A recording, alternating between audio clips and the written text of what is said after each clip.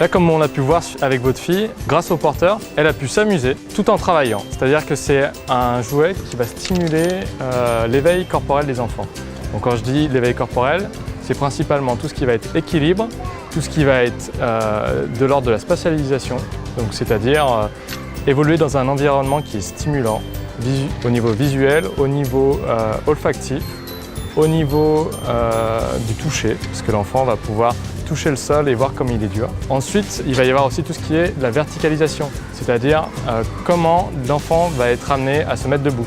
Donc là, on a pu la voir en train de pédaler, donc elle s'est redressée, donc ça fait marcher les muscles devant, derrière, mais aussi les muscles des jambes. Et ça fait travailler tout ce qui est motricité globale, donc elle a pu dissocier ses deux jambes. Donc on a vu qu'elle pédalait une jambe après l'autre, et puis aussi elle s'est appuyée sur les deux bras.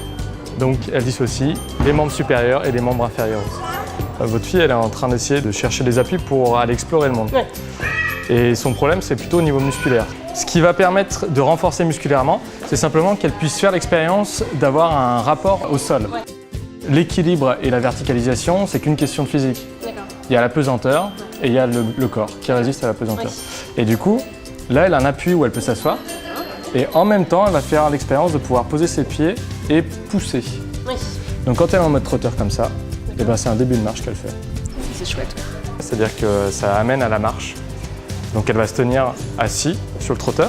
Ouais. Puis au fur et à mesure, elle va réussir à pousser. Et puis surtout, c'est adapté à sa morphologie parce qu'il y a beaucoup de trotteurs qui sont trop larges et du coup qui écartent les hanches. Alors que là, on est plus sur un trotteur qui permet d'être dans une position de marche. Donc là, en fait, elle fait l'expérience que c'est une accélération. C'est comme le bercement, en fait. Tu m'as dit qu'il y avait 3 roues sur cette trottinette. Ouais. Et ben la roue de l'arrière, tu vois, il y a un petit endroit où on peut appuyer dessus. Vas-y, appuie avec ta jambe. Ouais. Regarde. Bah, si tu appuies, la trottinette, elle avance plus. Ça bloque la roue. Quand tu roules, dès que tu veux freiner, et ben c'est avec ton autre pied là que tu vas appuyer dessus. Et ce que j'aime bien, c'est qu'il y a un frein. Je peux te dire que c'est très très rare sur les trottinettes à 3 roues d'avoir un frein. Ouais. Et ce qui fait que quand ils arrivent à 2 roues, déjà il faut maîtriser l'équilibre et en plus il va falloir mettre le pied pour le frein derrière. C'est ça. Là au moins ils peuvent s'y entraîner avec quelque chose de stable au début et ça c'est super. Ça c'est de la sacrée motricité globale, c'est-à-dire qu'au niveau de la dissociation, il va falloir tenir en équilibre sur une jambe et puis pouvoir appuyer. Mais là au moins ils l'ont. Ils vont moins avoir à gérer justement leur équilibre sur un pied, mais voilà, on va pouvoir faire les deux. Donc voilà, ça permet vraiment une bonne étape. Il y a différentes positions et manières de l'utiliser. Quand c'est avec le parent, c'est une manière plutôt sécurisée de rencontrer cet environnement qui est nouveau pour lui. Puis dans un second temps, quand il sera capable de le faire tout seul, on va le mettre en mode trotteur comme ceci.